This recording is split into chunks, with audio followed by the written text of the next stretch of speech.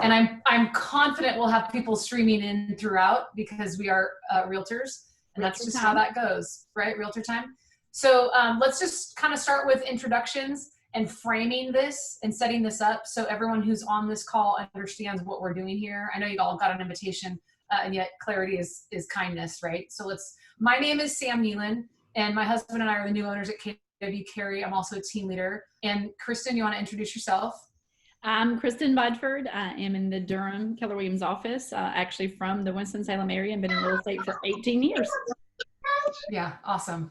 Yeah, awesome. Oh yeah, I've been in 17 years. I grew up in real estate, swore I would never, ever, ever get into the business, and I've been doing it for this long. I don't know how many of you are, it's in the blood kind of a deal. Am I the only one that was in the family lineage? Okay. All right. So today's panel, and I hesitate to use the word panel because I don't know what that conjures up for everybody. Our intention is that this is a conversation, that this is a collaboration. Kristen, would you mind muting, I don't know. As they pop up, I'm trying to, so. Thank you so much.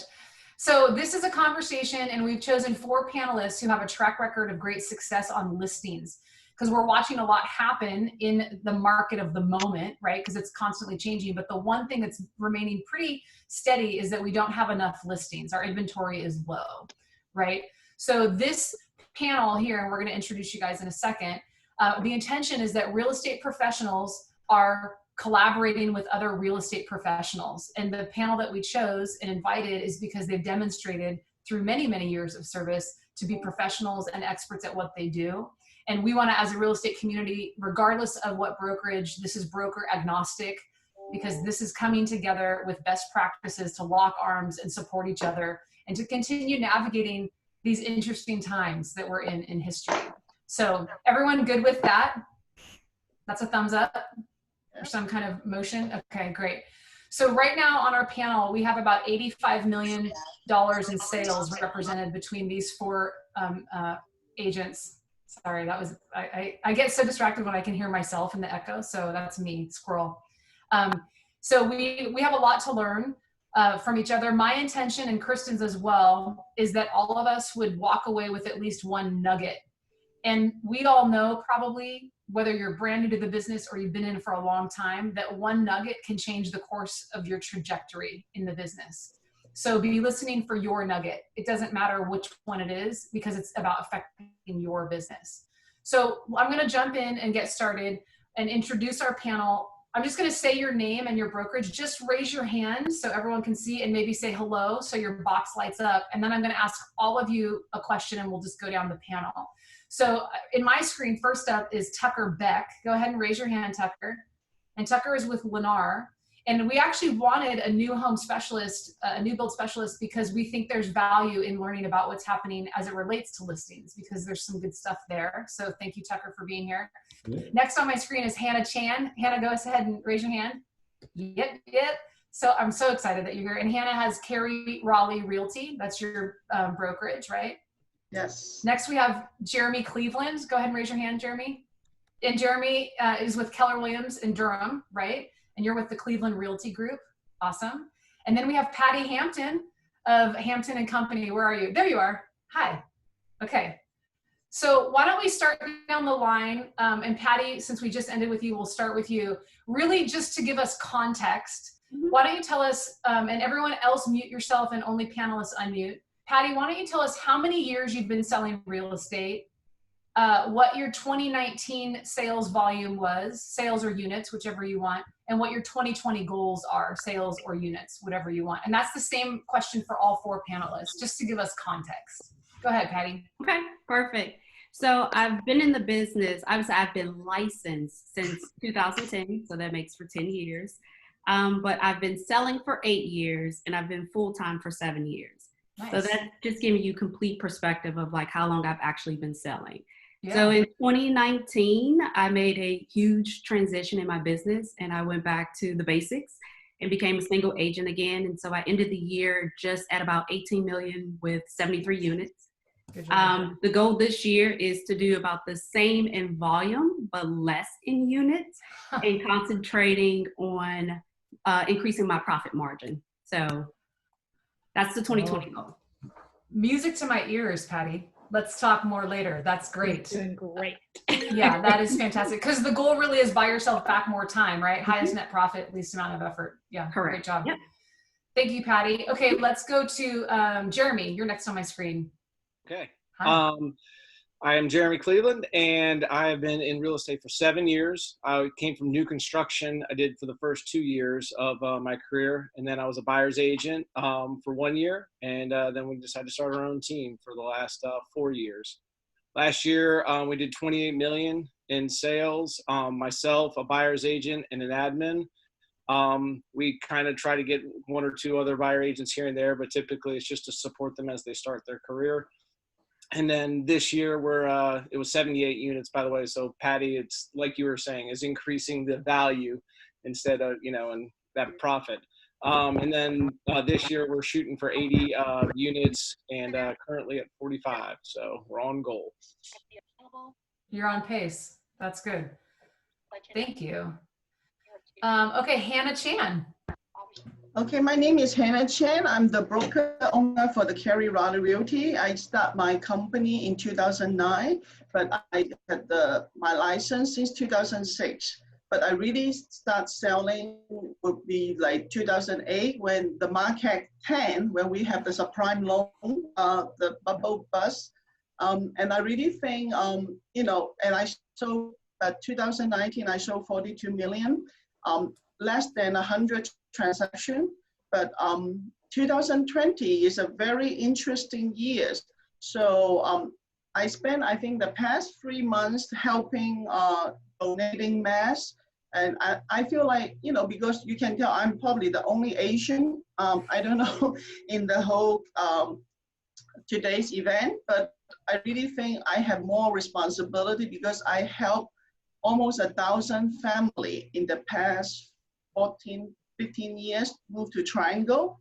And a lot of the folks to me, I think they are friends now, families. So I really see, not just business to make sure I, top all the, the goal. Now, to me, is really the number.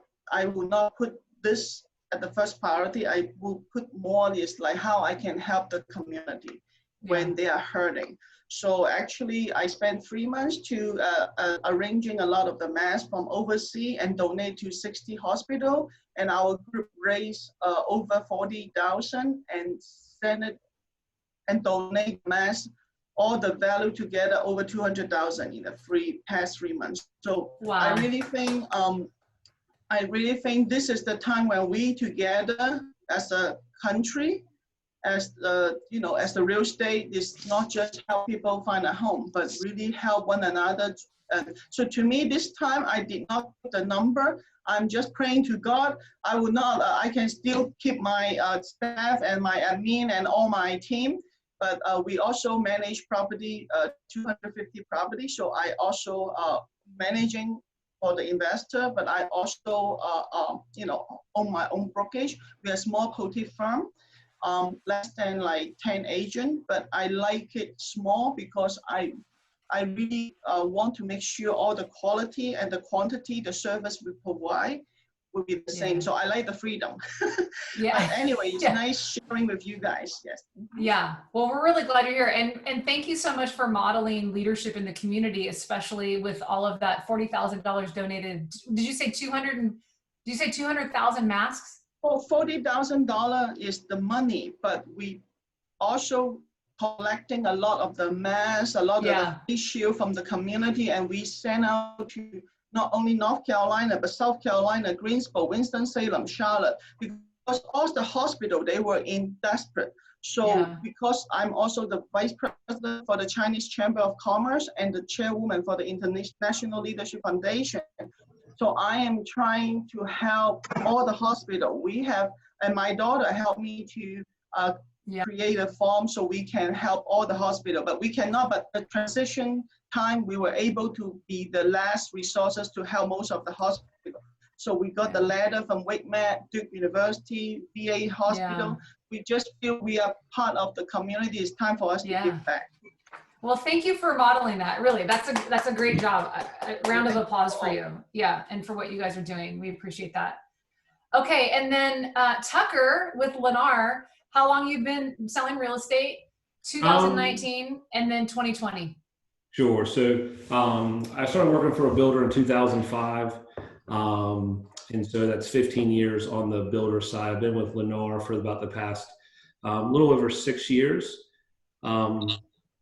Last year was, I think, dollar volume closed was like 22 million. I had a million push, but the transactions held, so we'll still take that. And that's about just under 90 closings. Okay. So that's me in a new home neighborhood, and Home Preserve. Yeah. that was actually that was City Walk, little townhome neighborhood in North Raleigh. It was 127 units with a 17-month sellout. The model homes didn't last a year. We sold half the neighborhood before the models opened. So that's where the dollar volume and the closing number kind of fell into. 2020 is on a good schedule. I got a new neighborhood assignment in January. It was a little bit different because we're on a 3-person floor, but from the middle of January, I think the 12th or 15th through yesterday, we were at 23 million in the past 5 months. So if we trend that, we're kind of running out of availability in some of the starts and stuff, but I'd like to see somewhere north of 45 million Wow. for the year. So basically doubling your 2019 numbers is what you're shooting for. It's a bigger floor. So yeah. like last year was just under 90 transactions, pretty much by myself. Impressive. There's a lot of houses. And then, like I said, we'll probably be maybe over that number, but the dollar volume will go up. So we see an average sales price a little over 400,000. If we can get to, it won't all close this year, right? Because the sales number, when we build them, it has to, a lot of times it's a half built or to be built transaction. So you don't see the closing for, sometimes 4, 5, 8 months. But the sale number will probably be, over 100 units, well over 100 units, and then, 45, 50 million. Okay. When it all closes, we'll figure that out. But yeah. So what you guys are all hearing even thus far, and if you have questions, go ahead and put them in the chat. And Kristen's going to ask the first panelist question in a second. What you guys are all hearing is that these are agents who are very experienced in moving property and in that process, serving the client at the highest level, which I assume Kristen and I are going to make a lot of assumptions that are going to be around. We assume that that's your goal, is to serve your client and execute your fiduciary responsibility at the highest level with integrity and all of that. So we're really, really thankful you guys are all here. And again, be mindful of the nugget that each of you are gonna pull away from this being at this panel. Kristen, why don't you go ahead and kick us off with the first question that you wanna ask the panelists. And again, if you have questions, go ahead and put them in the chat thread, because this is a conversation. Absolutely. And Tucker, since you were talking, why don't I just kind of start with you, and then each of you can kind of think about it as we come to you. But and I know some of you kind of touched on it a little bit, but what was kind of your unique value proposition that you felt like you focused on prior to COVID? And then if that's changed, what do you feel like it is now after COVID? I think new is in a COVID environment, it's much easier for us to show property, right? I have a certain number of model homes, and it is more difficult because people pull up in the parking lot and they want to see something. We have to work by appointment only. We really have certain groups of people, and you only have like one customer group in your model at any given time. And so the scheduling of all that gets a little interesting, because you have to kind of, if someone just shows up, and you have to kind of tell them, hey, look, I'm sorry. Like, we would love to show you something, but you can't. But when we do have inventory, I think Mick Bodino is on the call here with us. He took my last move-in ready home off the market earlier in the week. How you doing, Mick? Exactly. But, I think it's just, we have, obviously, we don't have a house where you're going to have, people and they have to move, and the dog and the cat and all this stuff. I mean, it's a lot easier in terms of just getting people into a property, I think, than the resale world. And obviously we have more of them, right? We're set up to sell 150 is usually kind of our lower home count in a neighborhood, and then up to 400, 500, 600 houses. So it's just, I think it's not just a particular property. And so I think on the showing side of things, that can be an easier avenue for the customer. Okay. And Tucker, later we're going to ask you some specific questions about how new builds relate, like on the contingent, non-contingent side, because we want to get into that too. Go ahead. Sure. Go ahead, Kristen. That's okay. Patty, you want to take it next? What do you feel like was that unique? I know you kind of touched on a little bit how you revamped everything, but what was it prior to COVID, and then did it change? And if so, what is it now? I think it's the same, but just the strategy has changed. And what I mean by that is, for us, we feel like our unique value proposition is really the marketing piece. And so we really take our time for each of the homes that we list to do like a creative video, and then to work with the sellers to make sure that we're advertising like the highlights and the most, prominent features of their home. So since COVID, we've had to slow down, have more elaborate conversations, and kind of set the stage to say, we understand that you've loved our videos online, but this is why it's not practical. And then we switch to like the 3D Matterport for the virtual kind of reality of seeing it that way. So, but across the board, our unique value proposition was still the same. It's really the marketing that we offer to the clients. Marketing. Great. Thanks, Patty. Hannah, how about you? You want to take it next? Yes, so I think obviously we work with a lot of international clients. So I have clients from Taiwan, Hong Kong, China, also from Cambodia, you name it, so Vietnam. So I think a lot of my clients, they find me because when they look it up, they look in the triangle or the high ranking, but they also, value which we understand the culture and what is important to them. So, and also we need a lot more knowledge than the agent when we don't understand their, their taxation, because you probably don't know Taiwan. If you wire money out, the government will ask you to pay tax. But there's some different, each country have their own unique finance and the law and their resident when wiring money. So, so for us, we help our seller to not only translate their listing to their other language, but we actually bring international market to North Carolina. So the different proposition, I think we are different than most other agents is we understand the culture, we understand the law, because I used to work for Deloitte, and so we understand the money, the taxation is very important. And we work with a lot of international investors because they only focus on number. They don't need you to give me the video, they don't even need to see the house, they can buy when the number looks right. So we work with a lot of the very rich, some of the international kind of investor. They find us because they know we work with a mostly investor.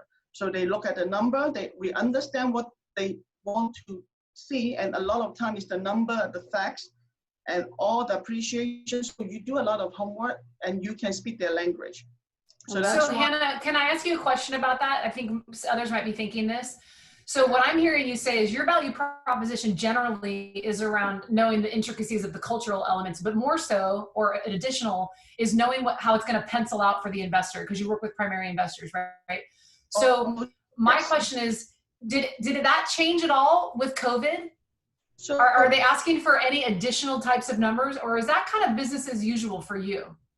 So I think, I've been working with investors because even I personally, I'm an investor too. So that's why I understand what they're looking at. And also when they invest, they only trust my company to manage their property, because they don't trust anyone else that manage their property will make the number right. So I have to help them buy, and I have to manage the ROI for them.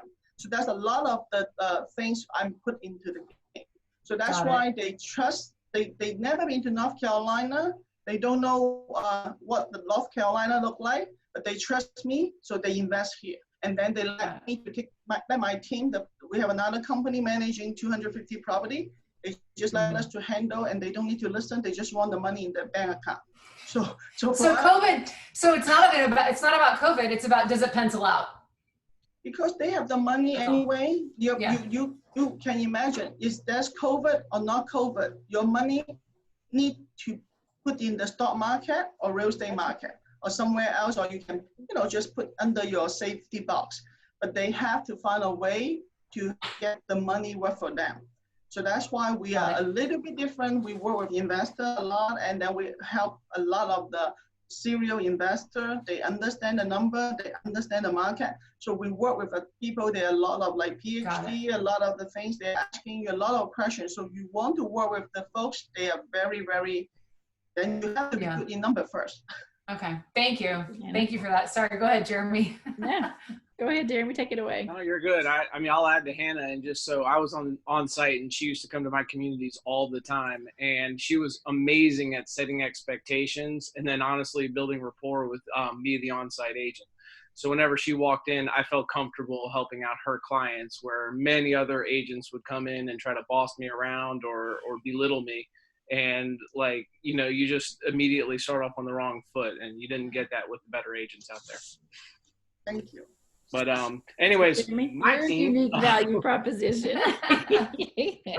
we provide top level team service with the feel and attention of an individual agent. So when Patty Hampton is going against me one-on-one, and she's like, hey, you're going to be dealing with me only. It's all about me. And I'm this team, and she's like, oh, Jeremy's going to pass you off. You'll never hear from him, blah, blah, blah. It's not the case with us. So I stay involved. I stay involved with our buyers, our sellers, because I treat them as family and friends.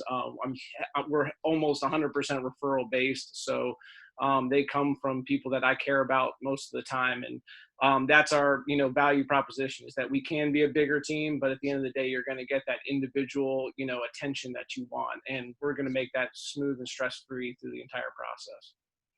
Awesome.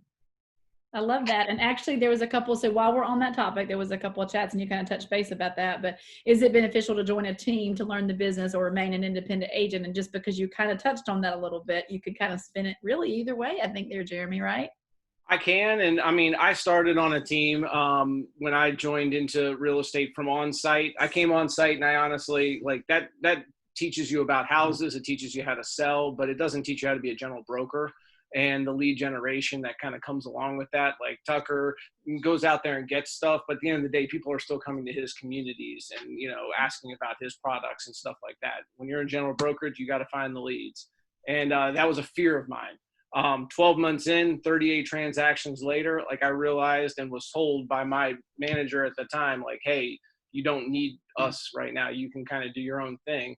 But it was a very nice safety cushion. It made me feel comfortable getting to know clients. And then on top of that, honestly, just having a mentor and somebody to, you know, question things like, hey, Patty's on the listing side. Do you know her? Like, man, she's just busting my balls. And like, you know, so that, you know, and passing that on. Clearly, Jeremy and I have a really good relationation, everyone. Yeah. I'm like, do you guys need to have your own Zoom? That's why he keeps using me as an example. He misses me in the office. I can tell.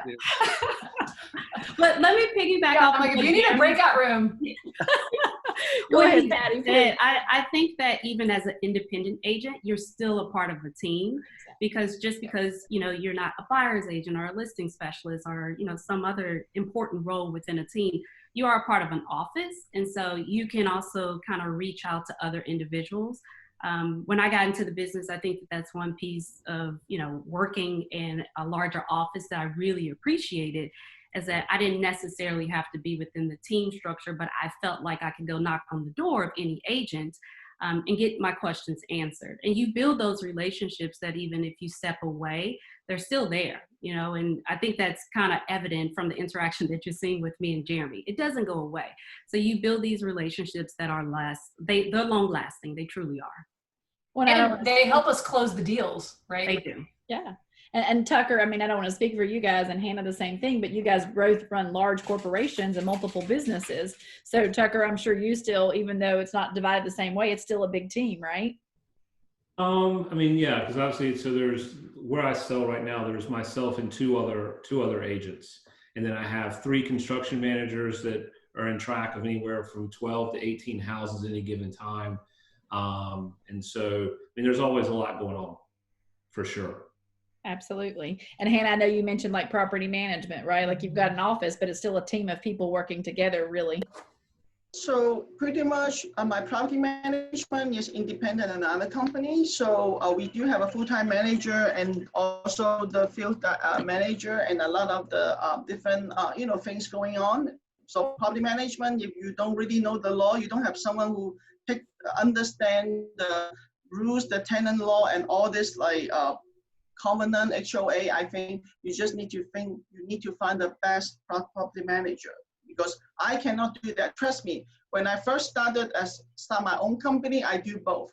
I manage property, I know how to do the eviction, I know how to, do all these things. But at the end, I was like, I don't want to spend time to go to the courthouse, so I hire someone else. So, but on the other hand, I have my sales team, but the sales team is only my office manager, and also we have some supportive staff. Because I can tell you, no one can be on my team. I have very high expectation.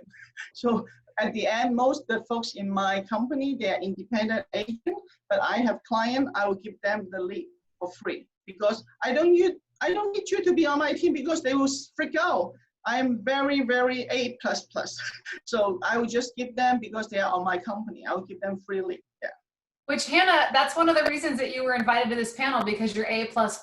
Like when we met, that's what stood out to me so much, is like high standards. And does this industry not need standards to be raised? Would you all agree with that? Absolutely. Right? So thank you guys for leading the way consistently. It's required. Here's a question that we had already, but it seems to be fitting right here.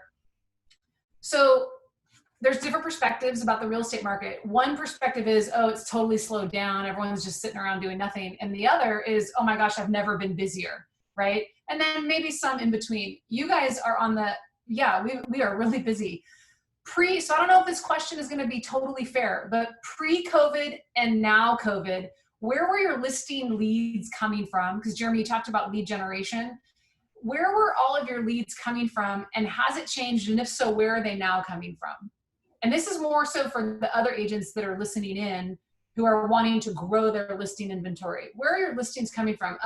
Jeremy, let's start with you, your listing leads. Yeah, I mean, honestly, that has not changed. It's been referrals, but how to go after the referrals has changed a little bit. Like, I had to get out of my comfort zone. I sent a ton of videos, like in text messages to people, which I got a huge response from, just checking in, seeing how everybody's doing during these crazy times. And then on top of that, I was doing like Facebook Live videos, which I hate videos. I hate looking at myself, but I got out of the comfort zone and just said, you know what, this might be the future. And for now, it definitely is. And I got to keep up with the Joneses, and like, it was just one of those things. And it created business. It was crazy. I mean, I really haven't seen an uptick. We pulled all of our internet lead sources, and which were very minimal to begin with. But I mean, we're just rolling off of referrals and just reaching out to people. It's just good hard work, I guess. So I also heard you increased your level of communication. Yeah. And honestly, especially through video. Like, typically I'd text somebody like, hey Patty, how's it going? Where now I literally send her a video saying like, hey, how's it going? It's been crazy times. I haven't seen you in forever. Once this is over, let's grab a bite, type of thing. Yeah, love that.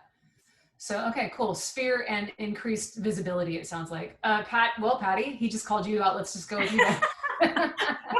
Yeah, no, we're about the same. So before COVID, we did do a lot of internet marketing, and we had a lot of internet sources. And so we were getting quite a bit of business from that. And then we noticed the same thing. Like, we started to see that was declining. We didn't like the quality of the leads.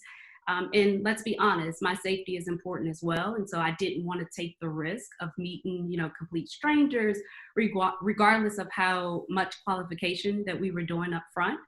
There was a level of concern for myself personally.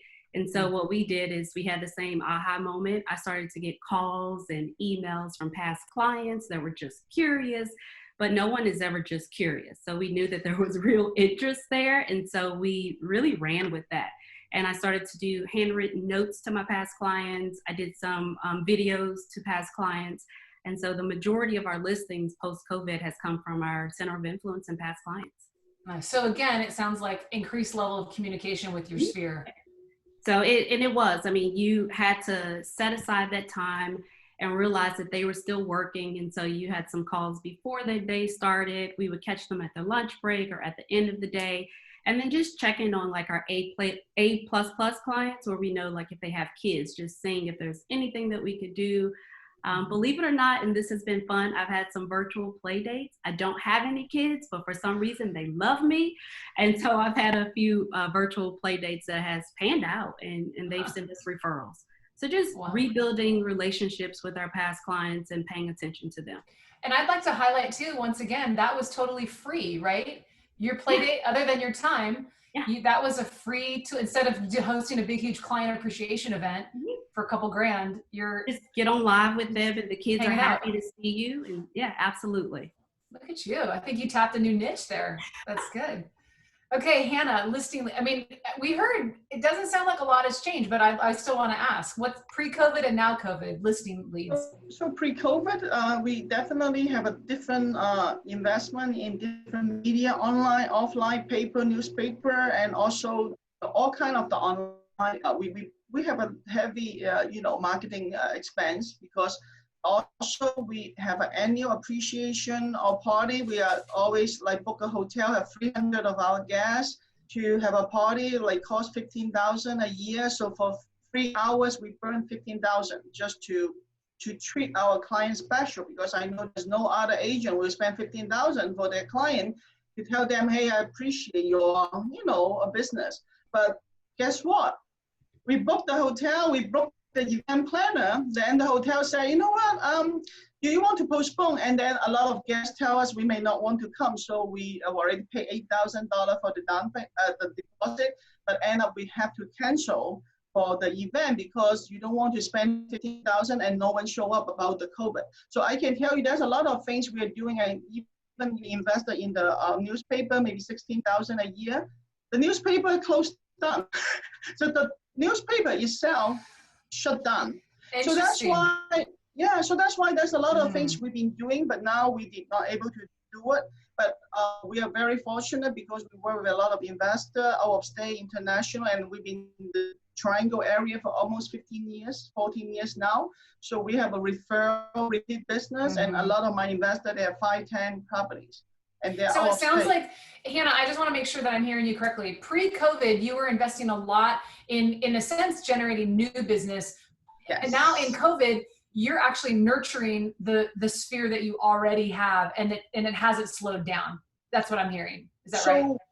I can hear you during the most worry, I think is 3 months ago, 2 months ago. I have clients, they got under contract, but they tell me they want to cancel. And we have some investors, they're ready to sell the house, but the tenant said, hey, I don't want anyone coming to the house because I risk my life.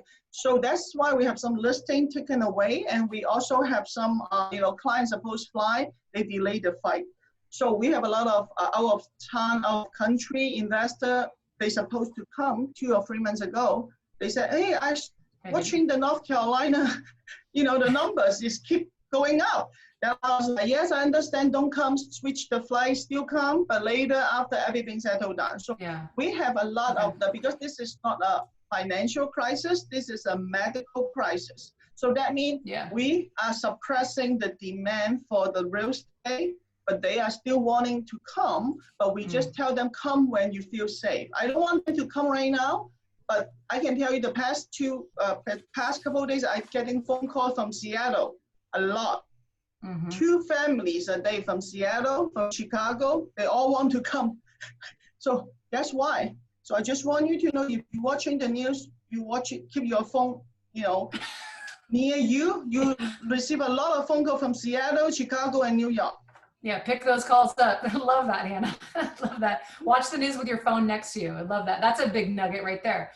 Okay, Tucker, you in our call prior to this, it's interesting because you have a different scenario because you actually have your own inventory. So what's happened pre-COVID and post-COVID, you're not like necessarily looking for listing leads because you have your listings, but tell us your perspective on it. Correct. So what gets really interesting is when February was quite busy. We sold 19 houses, probably $7 million, maybe 8, somewhere in there. So a very big month. And that was in the first 25 days. So anything that kind of happened after that rolled into the following month. So you're selling a house every 28, 30 hours, more or less. March was still good. April, I think people were like, am I going to die if I leave my house kind of scenario. And so April was quite slow. We went to a kind of a work from home strategy where we didn't really had one on-site broker in the office daily. And then we kind of figured out, hey, the appointment interest is such that we really need to go to at least 2 people on like Friday through the weekend. And now we're just back to, at least in this neighborhood, just kind of like normal staffing. But on the production side, it gets interesting because we can only have 1 trade in the house at a time. So you used to be able to have, say your mechanical rough-ins for plumbing and your HVAC going in at the same time. Now you can only have 1 trade in the house at a time. And so each trade has their own inspection, and you can't have a trade and an inspector in the house at the same time. So what that does in terms of controlling our inventory is kind of for the past couple of months, the delivery schedule gets a little bit more interesting.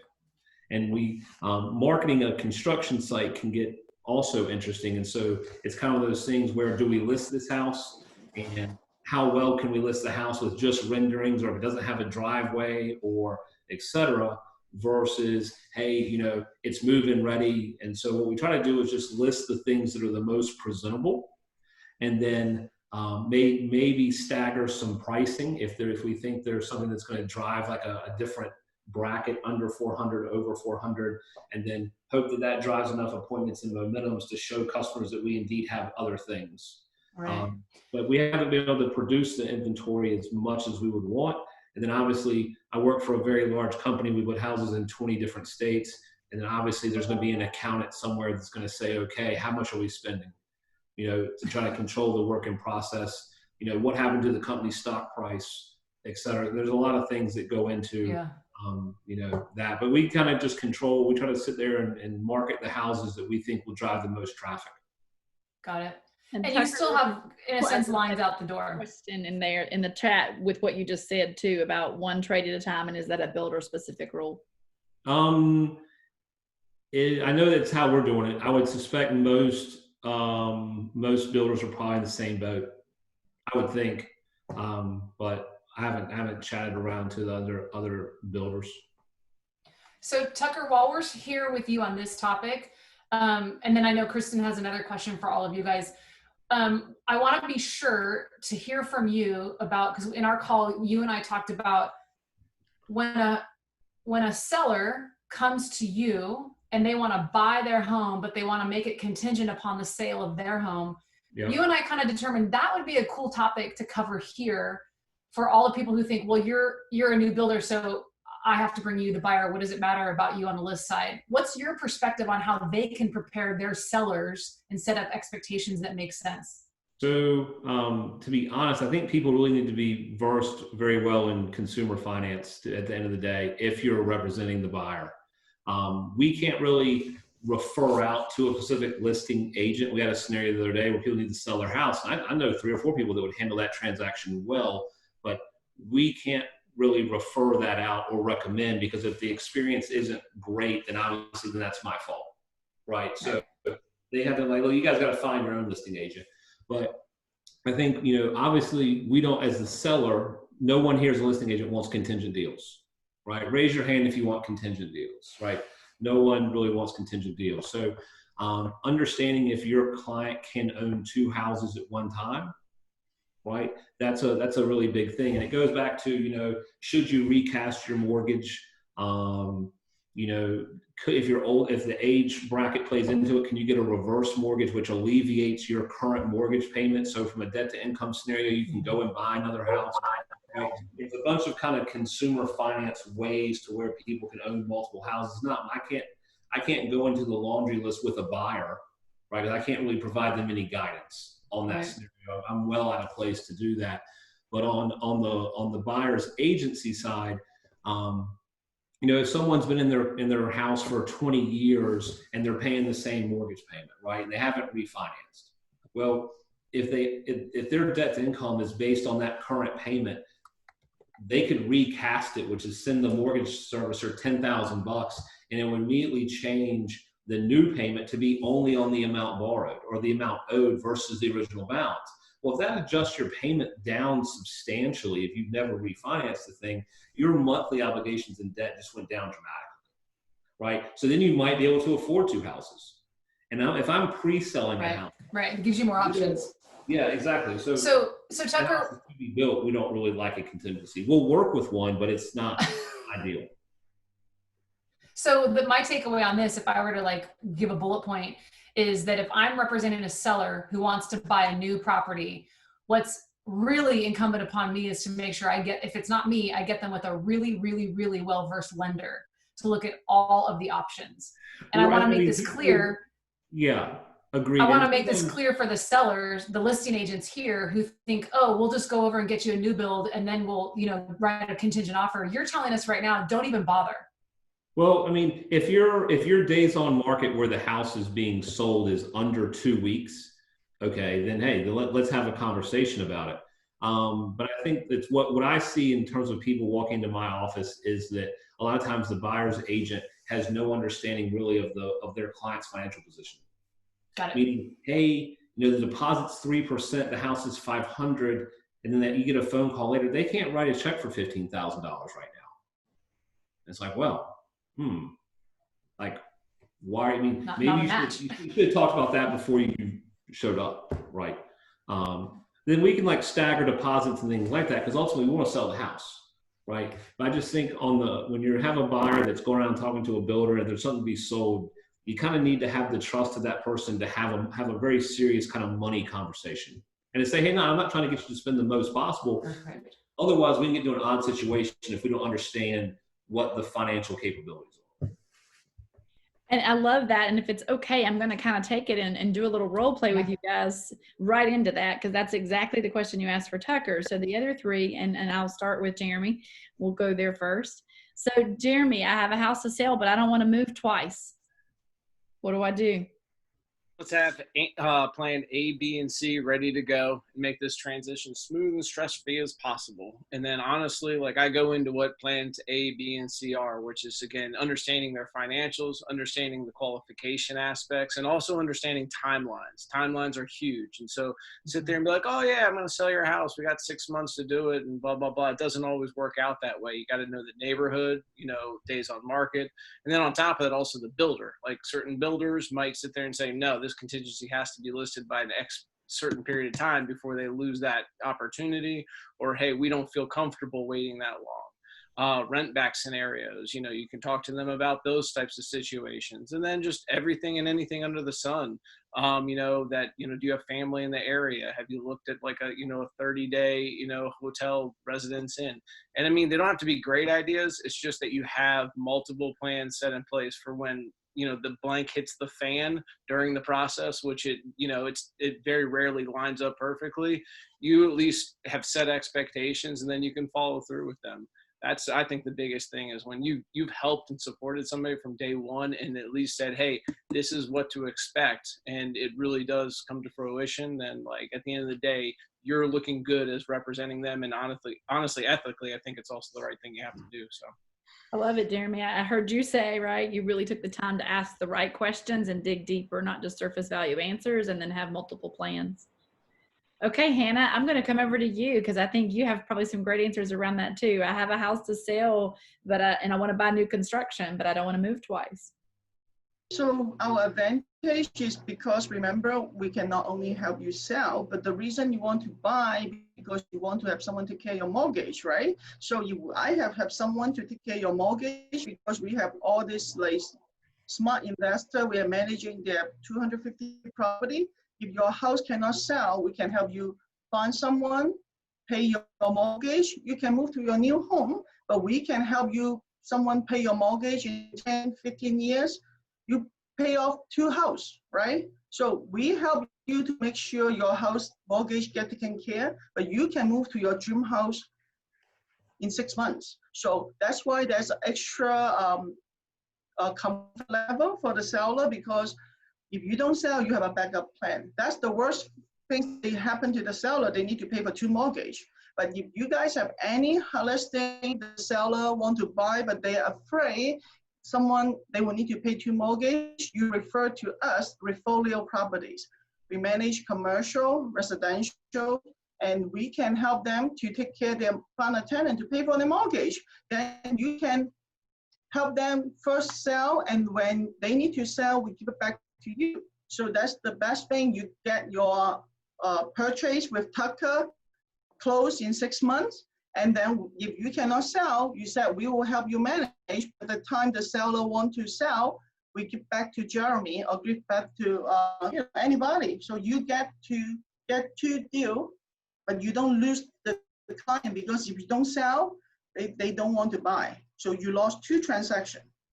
I knew you, with you having property management, Hannah, you would have a great aspect from everybody else. So I love that. And the fact that I also want to say, Hannah, this is one of the benefits of being on the panel is you get to promote your services. So there's referral opportunities in the triad and the triangle. So Patty, I'm going to Go ahead, Kristen. I interrupted. I'm sorry. No, you're good. Thank you, Hannah, for sharing. And Patty, I would want to hear you too. Like, I've got a house I want to sell, but I want to buy a new construction and I don't want to have to move twice. So I think that Jeremy gave the perfect answer, because it is almost mirror to what we say. We really do start from a place of compassion, and we tell them, I can appreciate that. I understand that, the position that you're in. Let's take some time to kind of go over all the options, the pros and cons of each, so that we can identify which one works best for your family. And then we do. So what I've noticed is that post-COVID, like before COVID, we had already spent a lot of time up front setting really good expectations, putting systems and procedures into place. But now it's times 10. We're having to really slow down to make sure that they really understand the pros and cons of A, B, C, and D, and just making sure that before we put that for sale sign in the yard, that they understand that real estate is a risk, and that they understood all of that before they even signed the listing agreement, because what we don't want is, those regrets afterwards. Love that. Patty, that was awesome. And that goes right along with what we're seeing in the chat as you guys are talking about that. And Hannah, thank you for answering in. Somebody had said, obviously, from a mortgage company, they won't count the rental payment until the owner has been there for some cases 1 year, some cases 2 years. So clarify how you're making that work. And she just said, she's putting it up for rent and sale at the same time. And her option is, hey, if you put it up for sale and it doesn't sell, they can rent it out then. So it's kind of just giving them some security as another option on what they can do. Kind of like what Jeremy's saying. Let's talk about, can you move in with family or move into a hotel, or, what are your options if we have to go that route? So and then just making sure that if you're a newer agent, like sometimes conversations about the finances get tricky, like get yourself a really good lender partner and bring them into the fold so that they can help you kind of vet those different options and help communicate the numbers. So with experience, you'll get better, but I think it's really important just, leaning on some other individuals to help you, and even property management companies. So leaning on people that you really trust, so that then when they come back to you, you have done a thorough job of those pros and cons, and they feel completely whole about the decision that they make. Absolutely. And Tucker nailed the same thing. Having great relationships with your lenders and knowing what all your options are awesome. So thank you. You kind of just reiterated the same thing, Patty. Okay, Sam, you want to take it away? I do. So appraisals, it's one of the words in the real estate transaction, right? This has come up a lot in different conversations that I've heard with agents. What are you guys seeing regarding appraisals right now? And the goal is to get the deal closed, right? Because we have 2 parties who said they had a goal and we want to make that happen. What are you guys seeing? No change at all? Lots of difficulty establishing value? What are you guys seeing and what are you doing? Let's start with Jeremy. Yeah. No change at all, personally. Again, we also set expectations with that. If you haven't heard the words come out of my mouth yet, setting expectations is obviously huge. We had a multiple offer situation in Cary on a small brick ranch, prime location.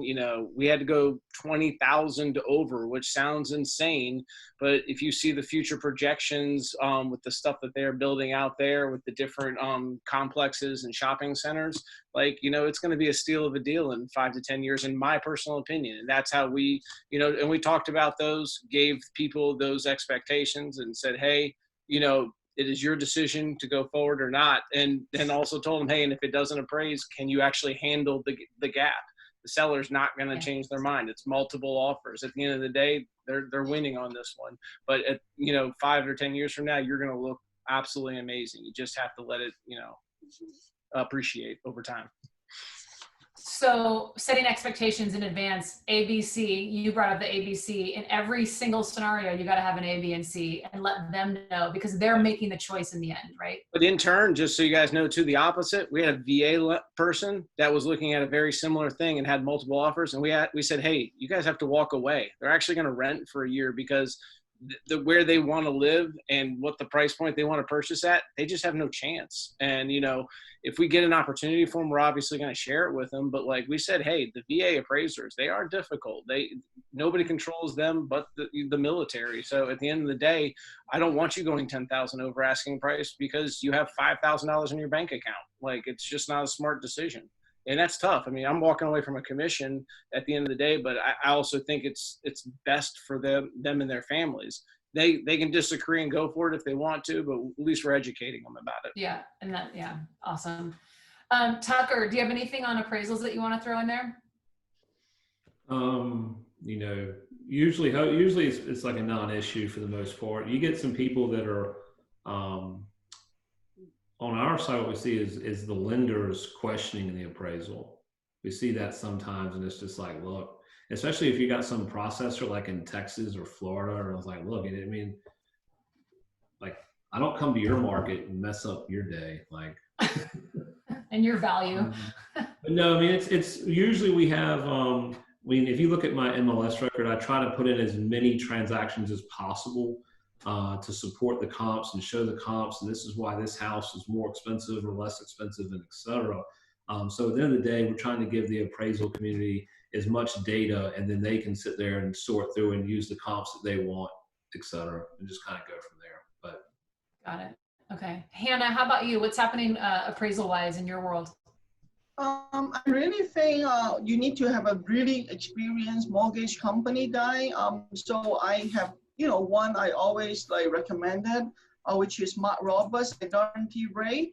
I have a lot of the other lender, you know, and an agent. Even I'm a listing agent. When I look at their pre-call, I want to tell them, hey, you are bidding about 15,000 about the price. I really recommend you, your buyer, to find a very, very good lender, because you have to make sure your transaction go through. You need to give a heads up to your buyer agent, because sometimes they just like happy to get a house, but they don't really worry about the appraisal. So I just want to, you know, you recommended them. If you want to have no appraisal issue, just find someone you can, you know, trust, and they have a appraisal ranking system, because if they will rank the appraiser. If someone who have like 2 times always like under appraised, then they have a ranking. So this is a good, you know, a way to help the realtor. You won't get a hiccup down the road, because otherwise, if the appraisal issue, 2 agents do it for free. So we want to make sure just have the most experienced mortgage broker on your team. So that's the thing. So far, you know, thank God I haven't had any appraisal issue. Yeah. Okay, I just looked up at the clock. That's what I was 12. I'm going to thought maybe we just do rapid fire. We had a few. Yeah. So if you're okay, I'm going to rapid fire. You guys play agents, and Sam and I are going to play your clients. So we're going to rapid fire some objections at you, so we can still try to stay on track and get you out. Is that okay? You guys good? Yeah. Okay, Yeah. so Jeremy, I'm going to come at you first, because you know, and you've heard this before. I know you got this, okay? I don't know if I want to sell my house right now. I may want to wait until this whole COVID thing is over. I appreciate that. May I ask, you know, a little bit more about that? I'd honestly go into a lot more detail asking why here. But anyways, I'll say, well, there's an extreme lack of inventory right now. And in your area that you're trying to sell in that South Durham, we actually looked up the report together, and here it is. There's only a month and a half of inventory. If you want to net the most proceeds for your house, this is a great opportunity to buy. Can you again tell me why you are having hesitations on selling right now? Love it. You did great. Good. All right, That's Sam, good. pick one. Throw it out. Pick a person. Yeah, I have one. And I don't know who to pick. You're all so good. Okay, whoever raises their hand first. So here's mine. Hey, everything's so digital right now, and I can pretty much get everything. I can figure it all out on my own for the most part. So I don't want to pay your full commission, because it's different now. Hannah. Say no and ask for the next question. So is that, Patty, is that how you do Yeah, it? this is Patty. I think you say no and you smile and you ask for the next question. And if they bring it back, you can unfold it a little further and ask them, you know, what do you believe is a reasonable pay? And then tie it back to their job. You're currently employed. You know, how would you feel if your manager came in and asked you to take a pay cut? I'm pretty sure you're really good at the job that you do. But I feel like you as an agent aren't having to do as much, because we aren't having people in the house. It's all video for the most part. So where is the money? You could say I definitely can appreciate that. And while you may not have as many people in your property, that's because we're putting your family and safety first. And so what we're doing is doing a really good job of vetting the individuals that come to your home. And in order to do that, we're doing extensive pre-qualification. We've set up a 3D Mata tour for you. We're put a lot of things in place to keep you safe, and then just move through the conversation in that regard. So let them know that the value is still there. You're actually doing more my work. first answer is the best answer. Is to let them know and move on. Yeah. You just nailed it, lady. I love it. Great job. And Hannah, I'm going to pull you in on this one too, because what she said was actually one of the ones I was going to throw at you next. And that's, yes, you're doing more digitally, but I'm also scared and don't want people in my house right now, but I still need to sell my house. Can you handle that for me? How do I do that? So you still need to sell your house. You don't want people come to your house. Is that what your question? Yeah, I'm scared. Okay. So I really think, if you need the money, and I will need to help you to achieve, and you need to do what is right for your family. I really don't know. You're scared, but the thing is, we will do all the precautions measures and make sure, just like you go to the on-site agent, go to anywhere, you put on your mask, make sure we can do everything to protect you. But at the end of the day, you get what you pay. Okay, so you need to go to them. We are the one to help you to your goal, but we cannot force you to do something you don't want. And I really think, a lot of people, this is a medical crisis, but not financial crisis. So people still have the money. They're willing to buy your house at the right time. And if you're willing to give the opportunity, and we work with a lot of international buyers and out-of-state clients, they don't need to come to your house. That's why, and we've been doing the virtual showing in the past 5-6 years. So a lot of folks, they never been to North Carolina, but they own a lot more property than our local investor. So that's why this is our niche. We're able to explain virtually over the phone and over the FaceTime and different, social media. So I really think if you want to sell, we can help you with that. Love it, Hannah. You did a great job. Sam, take another one and we'll start wrapping up. Yeah, because I want to hear if anyone has any ahas. If you have any ahas that you're like, here's my nugget that I got from this, can you start putting it in the panel or in the chat? Because there's nothing better when you're a panelist is to hear what people learned, right? That's really the big payoff on this. The one that I wanted to do, I think we covered before. So with the short amount of time, I just want to say this. Thank you guys for spending the time with us. Thank you for being on the calls ahead of time and preparing with us so that we could bring this to the agents. Was this of value? Please raise your hand if you're like, yes. So Sam, if we have time, I do want to ask you guys one thing. I promised I would ask when we had somebody that asked it earlier. Oh yeah, go ahead. Generating leads off your listings. So how are you generating leads off your listings now that we're post-COVID? What's working and what's not? Anybody want that? Jeremy put an answer in the chat.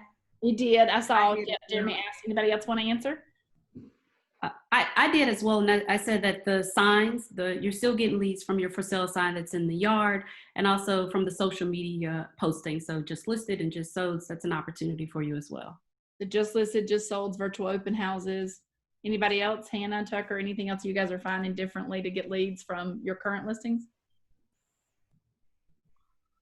I think right now with the listing, I will also do the Chinese, YouTube video and WeChat channel to try to attract, because now they will even more worried to travel, right? So we will help them, and now we can use the platform in different language. So this is our niche. But in the same time, I really think even the COVID or after COVID, we will not change much in our market, because our market is still the best in our nation, the best investor for most of my investors. So. Love it. Okay, awesome. And I also wanted to thank everybody. Continue to share your ahas. And if you want to unmute yourself and share something, you can. Every Friday at noon, we host this Zoom. So feel free to jump in. We do something different every Friday for anybody from any brokerage. This is all about coming together, because together we all achieve more. So thanks to all four of you amazing panelists and your businesses, and for sharing your knowledge with all of us. Thank you, Kristen and Sam. We really appreciate the opportunity to share. So this was awesome, guys. I learned a lot. I hope everybody else did. All right, everybody wants to smile. Take a screenshot. Woohoo! Okay, 1, 2, 3. Love it. That'll show up somewhere online. You'll see it. Thank you guys so much. Oh, thank Stay you out so of trouble, much. Patty. Everyone. I'm watching What? you. Stay out of trouble, Patty. Watching me? Look, I'm watching you Yeah, too. I'll watch you too, Hannah. You kick butt. I don't worry about you. I watched that one over there. Okay. Bye, everyone. Have a great Thank you. Have a good weekend. Thank you guys nice so to much. meet you, Bye. Tucker. Thanks. Yep. Patty, so appreciative. Jeremy. Sam, thanks for being my co-host. Woohoo!